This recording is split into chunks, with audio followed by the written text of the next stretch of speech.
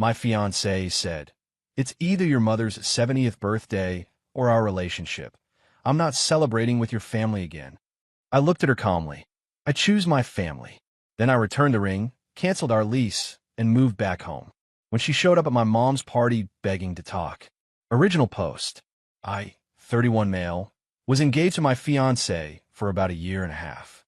We'd been together for 4 years total, living together for 2. I proposed because I genuinely loved her and thought we were building a life together. I was wrong about a lot of things. Some background: my family's close. Not in a weird codependent way, just genuinely close. My mom raised me and my 2 sisters mostly on her own after my dad passed when I was 12. She worked 2 jobs, never missed a school event, and somehow managed to keep us all fed, housed, and feeling loved. My sisters and I are tight because of it. We do Sunday dinners when we can. We text in a group chat. We show up for each other. My fiancée knew all of this when we started dating. She said she admired it, said she wished her family was more like mine. Her parents divorced when she was young and remarried other people, and she bounced between houses feeling like she didn't fully belong anywhere. I felt for her. I really did. But somewhere along the way, her admiration for my family turned into resentment. It started small. She complained about how often my mom called. She'd roll her eyes when my sisters texted the group chat. She'd make snide comments after family dinners. "Your mom's pot roast was dry," or "Your sister talks too much about her kids." I brushed it off at first. Not everyone loves their in-laws. As long as she was civil when we were together, I figured we could make it work. Then came the holidays. Every single one became a battle. Thanksgiving? She wanted to go to her dad's. I suggested we split the day, lunch with her family, dinner with mine. She said that was exhausting, and I was prioritizing my mom. Christmas? Same thing. I wanted to spend Christmas morning with my mom because it's always been our tradition. She wanted us to start our own traditions that conveniently excluded my family entirely. Easter, 4th of July, my sister's birthday. Every event became a negotiation where I had to justify wanting to see my own family. And then came my mom's 70th birthday. This wasn't just any birthday. It was a milestone. My sisters and I had been planning for months. We rented out a room at a nice restaurant, invited extended family, made a slideshow, ordered a custom cake. It was going to be a big deal, probably 40 people total. My fiancée knew about this. She'd been included in the group chat where we planned everything. She never objected, never said she couldn't come. I assumed we were good. 2 weeks before the party, she dropped the bomb.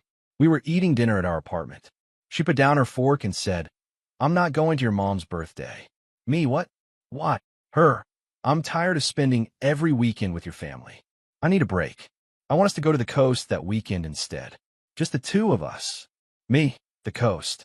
The same weekend as my mom's 70th birthday that we've been planning for 4 months. Her S. "I deserve a getaway. We haven't had a vacation in almost a year." Me, "We went to your cousin's wedding 3 months ago. In another state. For 4 days." Her. "That wasn't a vacation. That was an obligation." I sat there trying to understand what was happening. Me, "I can't miss my mom's 70th birthday. You know that." Her. "Then I guess you're choosing her over me." Again. Me, "I'm not choosing anyone. I'm just not missing my mother's milestone birthday to go to the beach." That's when she said it. The thing that ended us. Her. "It's either your mother's 70th birthday or our relationship. I'm not celebrating with your family again. I'm done pretending to enjoy those people." I looked at her for a long moment. She was completely serious. She'd drawn a line in the sand and expected me to step over my own mother to cross it. Me, "I choose my family." Her, "What?" Me, "You heard me. I choose my family. If you're making me pick between my mom's birthday and our relationship, then I pick my mom." Her face went through about 6 emotions in 5 seconds. Shock, anger, confusion, more anger. Her, "You can't be serious." Me, "I am. This conversation is over. We're done." I got up from the table, went to the bedroom, and started packing a bag. She followed me, demanding I stop being dramatic and think about what I was throwing away. I didn't respond. I just kept packing. That night, I stayed at my sister's place. The next morning, I called a lawyer friend to understand my options. Our lease had both names on it, but it was month to month, and we could break it with 30 days' notice. I told him I wanted out. Over the next week, I did the following. 1. Gave notice to our landlord. He was understanding and let us break the lease early with just 2 weeks' notice since we've been good tenants. 2. Returned the engagement ring. It was a $4,200 ring I'd bought outright. No financing, no family stones. I took it to the jeweler where I'd purchased it. They gave me $2,800 store credit, which I used to buy my mom a nice piece of jewelry for her birthday. A pearl necklace she'd been eyeing for years. 3. Moved my stuff out of the apartment. My sisters helped. We did it in one day while my ex was at work. I left her stuff completely untouched, left my key on the counter, and texted her, "My things are out. Lease ends on the 15th. Good luck." Moved back home with my mom temporarily. She has a spare room, and she was happy to have me. Said she always knew something was off with my fiancé, but didn't want to interfere. My ex blew up my phone for days after I moved out. Texts range from, "You're being ridiculous," to "We need to talk," to "You can't just throw away 4 years," to "I didn't mean it literally." I didn't respond to any of it. Just screenshot everything and kept living my life. The birthday party was a week away. My sisters and I finalized all the details. I was actually excited. For the first time in months, I didn't have to worry about someone criticizing the venue or complaining about the guest list. Then my ex started reaching out to my family directly. She texted my older sister, "I think there's been a misunderstanding. Can we talk?" My sister's response, "There's nothing to talk about. You told him to choose between his mom and you. He chose. Leave us alone." She tried my younger sister next. Same result. Then she messaged my mom, my MOM, saying she was concerned about my mental health and that I was making decisions I'd regret. My mom showed me the message and asked what I wanted her to do. I told her to ignore it. She did. The party is tomorrow. I'm actually looking forward to it. My ex has been quiet for the past few days, which I hope means she's finally moved on. But something tells me this isn't over. We'll update after the party. Update 1, 3 days after the party. Okay, so the party happened. And yeah, she showed up. Let me back up and describe how the day started, because it was actually really good before everything went sideways. The venue was perfect, a private room at a nice Italian restaurant my mom loves. White tablecloths, soft lighting, family photos on display. My sisters and I got there early to set up the slideshow and make sure the cake was ready. It was this gorgeous 3-tier thing with fondant flowers, and the bakery had written "Happy 70th Birthday Mom" in gold script. Guests started arriving around 6 p.m. Aunts, uncles, cousins, family friends, people my mom had known for decades. She was overwhelmed in the best way, crying happy tears before she'd even finished hugging everyone. I gave a toast around 7:30. Talked about everything my mom had done for us, how she'd sacrificed so much, how she was the reason we were all the people we'd become. My sister spoke too. It was emotional but beautiful. Even my uncle, who never cries, was wiping his eyes. Then the slideshow played. Baby photos, awkward teen photos, pictures of all of us at various milestones. When a photo of my dad holding me as a newborn appeared, my mom completely lost it. In a good way. My sister held her hand, and we all just sat there, together, feeling grateful. That's when she walked in. I didn't notice at first. My back was to the door, and the slideshow was still playing. But I heard a murmur go through the crowd. My younger sister grabbed my arm and said, "She's here." I turned around. My ex was standing at the entrance to the private room, wearing a cocktail dress and holding a gift bag, like she'd been invited, like she belonged there.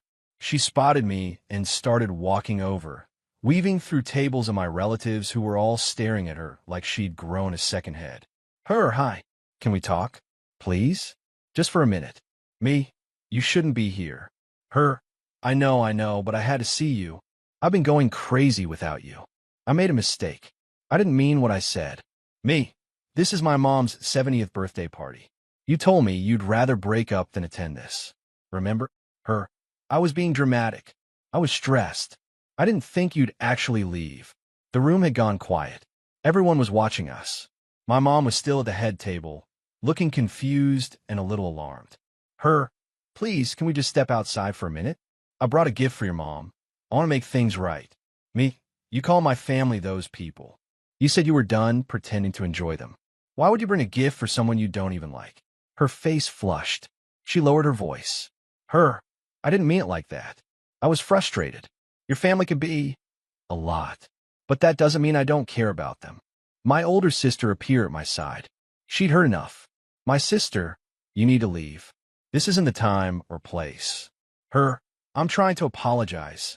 Why won't anyone let me apologize? My sister, because it's not your apology to make. You crashed our mom's 70th birthday party after telling my brother you didn't want to be here. That's not an apology. That's an ambush. I just want to talk to him. 5 minutes. My mom stood up for the head table. She walked over slowly, with the kind of quiet dignity she's always had. My mom, sweetheart, I think you should go. This is a family celebration. You made it clear you don't consider yourself part of this family. That's not true. My mom, you told my son to choose between me and you. He chose.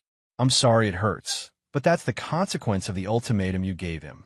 Now, please leave so we can enjoy the rest of the evening. My ex stood there for a few seconds, looking around the room at all the faces that weren't sympathetic. Her eyes were wet. For a brief moment, I almost felt bad. Then she turned to me and said, "You're going to regret this. All of you. You think you're so perfect, but you're not. You're just a bunch of people who can't let go of each other. It's unhealthy." She stormed out. The gift bag she'd brought was left on a random table. My sister picked it up and quietly put it aside. The party recovered. We cut the cake, my mom opened presents, and by the end of the night, it felt like the interruption hadn't happened. People were dancing to old Motown songs my mom loved.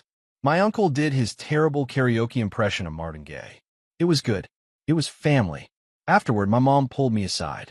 "Mom, I'm sorry she did that." "Me? It's not your fault." "Mom, I know, but I'm still sorry you had to go through it. Especially tonight." "Me, honestly? It made me feel even more sure that I made the right call." She hugged me. Didn't say anything else. Didn't need to. Now it's 3 days later. My ex has been texting nonstop since the party. The messages have shifted from apologetic to angry. She's accusing me of humiliating her in front of everyone and turning my family against her. I've continued not responding. But here's the thing. I found out she's been telling people her version of events. Mutual friends, co-workers, anyone who'll listen.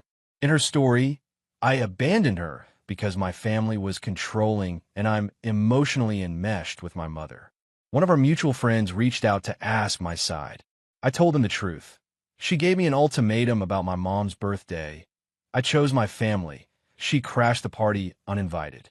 He was quiet for a second, then said, "Yeah, that tracks." She told me you kicked her out with no warning. Me, I gave her 2 weeks' notice and left her stuff completely untouched. That's not what she said. I'm not going to campaign against her. That's not my style. But I'm also not going to let lies stand unchallenged when people ask me directly. More updates if anything else happens.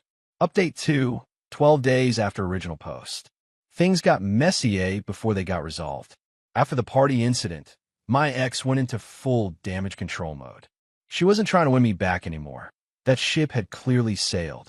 Instead, she was focused on controlling the narrative and making sure she came out looking like the victim. She told anyone who would listen that my family was toxic and codependent, that I was a mama's boy who couldn't make decisions without his sister's approval, that she'd been trapped in a relationship where she never felt like a priority. Some people believed her. A few mutual friends stopped reaching out to me. I lost a couple of Instagram followers, which whatever. The people who actually knew me and my family weren't buying it. But then she did something that genuinely crossed a line. She contacted my workplace. I work in corporate accounting for a regional firm. Nothing glamorous, but it's a good job with decent people. Somehow, my ex got my supervisor's email address, probably from my LinkedIn, and sent him a message expressing concern about my erratic behavior and mental state. She claimed I'd been unstable since the breakup, that I'd made threats she was concerned about, and that she wanted the company to be aware in case I became a problem. My supervisor, thankfully, is a reasonable guy.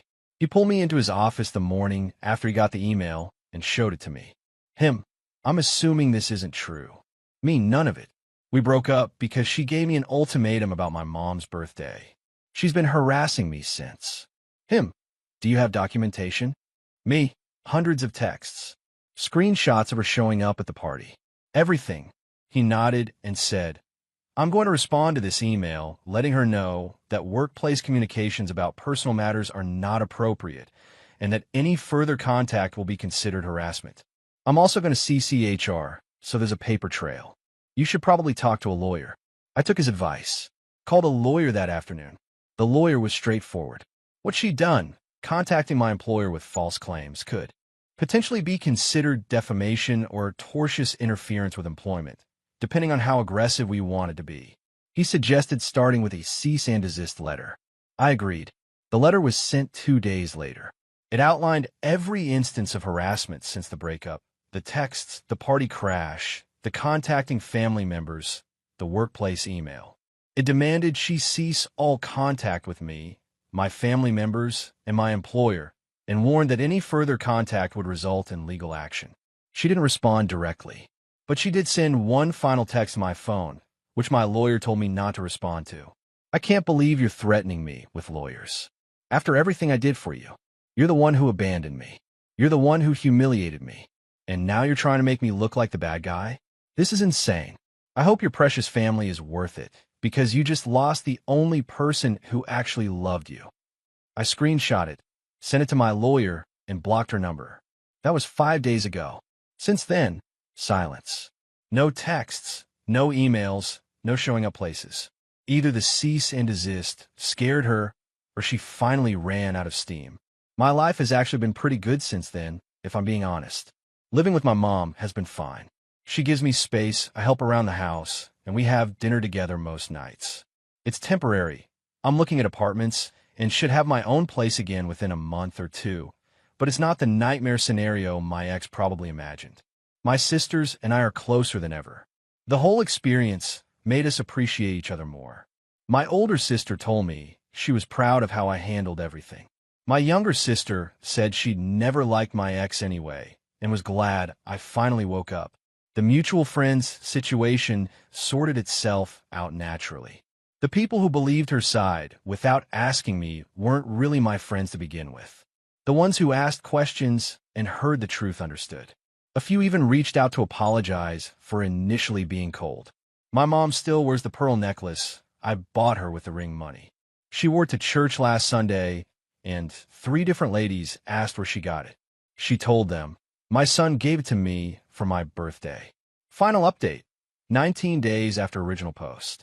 This will be my last update because the situation has reached a natural endpoint. A few days after my last update, I heard from someone unexpected, my ex's mother. We'd only met a handful of times over the years. She lived a few states away and wasn't particularly close with her daughter. But she called me out of the blue one evening, and I decided to answer. Her mom, I hope it's okay that I'm calling. I wanted to apologize for how my daughter has behaved. Me, you don't need to apologize. You didn't do anything.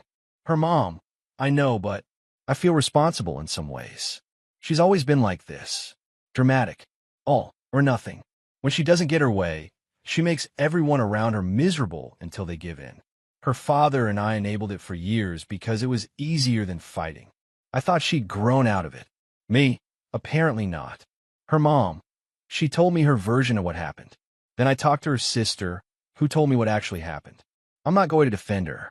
What she did was wrong. The ultimatum, crashing the party, contacting your job. All of it. Me, I appreciate you saying that. Her mom, I'm not calling to ask you to take her back or anything. I know that ship has sailed. I just wanted you to know that not everyone in her life is blind to who she is. And I'm sorry you had to experience it. We talked for a few more minutes. She said her daughter was not doing well, staying with her dad, not working, spending a lot of time online. She asked if I'd consider dropping the legal threat if her daughter agreed to leave me alone. I told her I'd think about it. After the call, I discussed it with my lawyer. He said the cease and desist had done its job. She'd stopped contacting me. Pursuing anything further would cost money and energy that might not be worth it unless she escalated again. I decided to let it go, not as a favor to her, but because I was tired of having her occupy space in my life. The cease and desist would stay on record, and if she ever contacted me or my family again, we'd revisit the legal options. But for now, I was done. That conversation with her mom gave me some closure I didn't know I needed. It confirmed what I'd suspected. My ex had been like this her whole life. The entitlement, the ultimatums, the inability to accept consequences. None of that was new. I just hadn't seen it clearly until she forced me to choose. The apartment I'd been looking at came through. I signed a lease last week. It's a one-bedroom in a decent neighborhood, about 15 minutes from my mom's place. Close enough to visit easily, far enough to have my own space. Moving day is this weekend. My sisters are helping, of course. My mom made a lasagna for afterward because that's what she does. I'm not dating anyone. Not looking to, either. After 4 years with someone who made me feel guilty for loving my family, I need time to remember what a healthy relationship feels like. My therapist, I started seeing one, says that's normal and healthy. Some nights I think about what would have happened if I'd caved. If I'd skipped my mom's birthday and gone to the coast with her instead. We'd probably still be together, planning a wedding, building a life. But it would have been a life where I slowly cut myself off from the people who actually loved me unconditionally. My ex demanded I choose between her and my family because she thought I wouldn't have the guts to choose them. She thought 4 years and an engagement ring and a shared apartment would be enough leverage to make me abandon my mom on her 70th birthday. She bet wrong. The last thing her mom said to me on that phone call stuck with me. Your mother is lucky to have a son like you. Well, she'll figure it out eventually. Or she won't. Either way, that's not your problem anymore. She was right. It's not my problem. My mom turned 70, surrounded by people who love her. She wore her new pearl necklace. She cried happy tears. She danced to Motown and ate cake and told stories about my dad that made us all laugh and cry at the same time. My ex wasn't there. Not because she wasn't invited, but because she made it clear she didn't want to be. Some people will tell you family isn't everything, that you need to prioritize your partner, that cutting off family for love is romantic and mature. Those people are wrong. Family isn't just blood. It's the people who show up when you need them, who celebrate your wins and support you through your losses, who love you even when you're not easy to love.